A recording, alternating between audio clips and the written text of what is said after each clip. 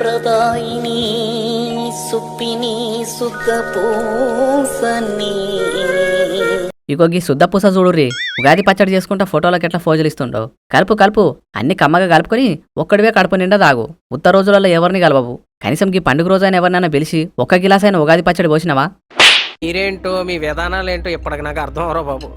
ఒక్కసారి ఇటు చూడుకొండన్నా, పండుగ అంటే మేము కాదు మనమని ఉద్యోగాలు చేసుకునేటోళ్ళు, దినసరి కూలీలు, ఇట్లా పండుగకు దూరం ఉన్న వాళ్లకు రంజిత్ రెడ్డి సార్ కుటుంబం ఉగాది పచ్చడి చేసి అందరికీ పంచిర్రు.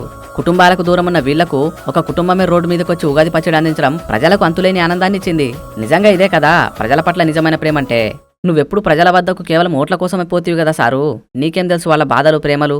10 మంది ఉండగా ప్రతిరోజు పండగే, పడి నవ్వుతుండగా ప్రతిరోజు